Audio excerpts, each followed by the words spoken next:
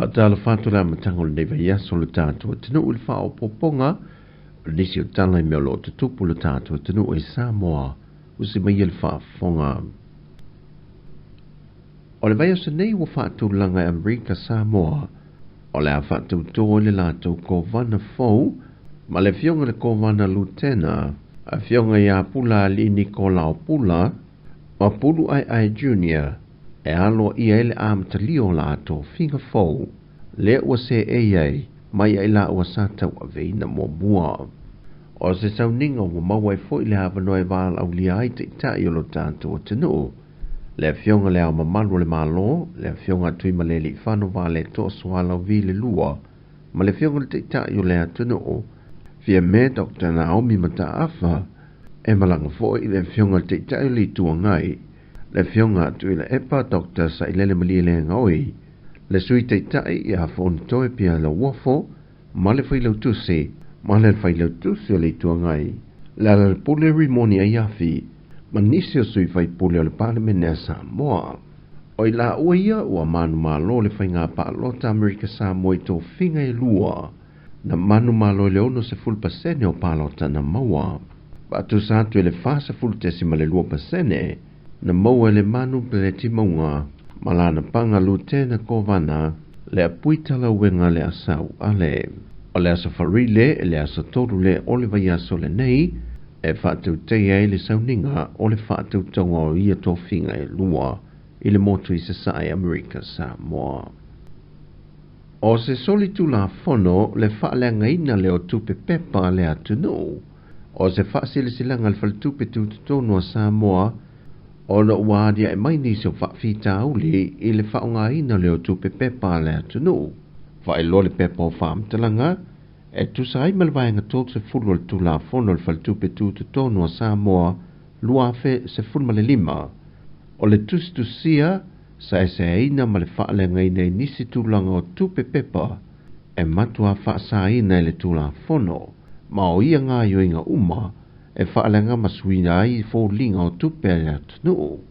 O le whaonga ina fō I o tupe pepa I ni ula, ma isi tūlanga māsani pe o le whapi nei pine, ngau po o nisi awala e ono whaalenga ina ai le tupe, o lo whaatūlanga fō I o se soli tula fono. O aia inga I lalo le tula fono, o so se tasi na te suia fō linga o se tupe pepa, ma tama whai whaalenga ina tupe I awala whaasoli tula fono, o le a whaasalaina I se whaasalanga tino I tupe, e leila lui fo male se fulu wa feta la, po le nofo sala fo il falpui mo le ovatu male lua tausanga, pe o whaasalanga uma e lua. O le tausia male vaaya le leo tupe pepa, o le afe soa swani te le lea I le whaatu mawina, o le whaonga ina le taamilisanga o tupe I se temi umi, ai o se awa noa fo ima se awala e ono whae ti ai nisi tupe whaalu o le tātou tamau a inga. O le whaatawai no tātou tupe pepa, o le whaatawai na fo ilea o le tātou atunu. O le soe wha mai e nai le maafutanga tu whaatasi, a tala vau le ka le sia sofitu le toe fio mai le Pasifika, le sa tola wapi e moa soe ono, e le lotoa li Universitea wao Samoa I papai ngala. O se baftanga le ata ape ma le tele o whaamnianga SS, mai semina ma o onga whaaleanganga, o whaanga iuinga ma pespesenga SS, mai atunu umana a wai. O le tele o maftanga po semina sa whatauteia, na sa ili atua I awala a ngai talavoi whaafita auli o lo a fia I leona po nei, e le ngata o pinga te whaailangi e whaonga I nai telefoni wha aveai, o le sa ilinga o ni ta iala po o fofo whaaleanganga, mo tupulanga talavouta mai ta e whana naula iti, ai whapena fo ili whaonga I no whala au whaasaina, o lato whiwhilinga mo le lumanai, ma le tāpena ino talavou le tu whaaleanganga, au lumanai le toe whiu whaarua mai o le matai.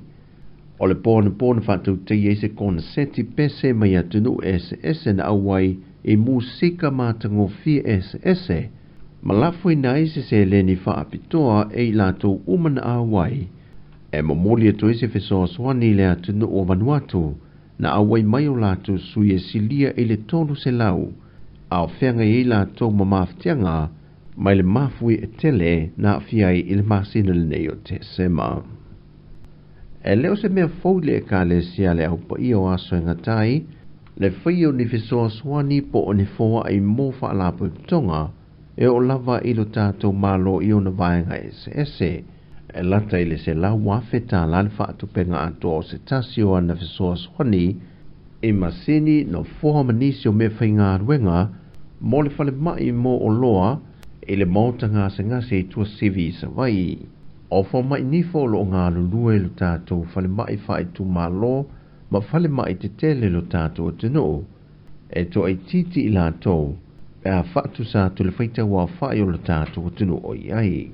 Pe ita ina whaadi e le fionga I le ministan tanga ruenga, o ia fo I le na whaafti le fisoa swane le ka le sia, le fionga wa lasi loa pitu whanua tā fitu sele, o se fisoa swane tele nei, o le a si itia I le tūlanga o ngā yuinga, ma le whaati nonga ale au whinga ruenga po ali I matamai tai fo mai nifo.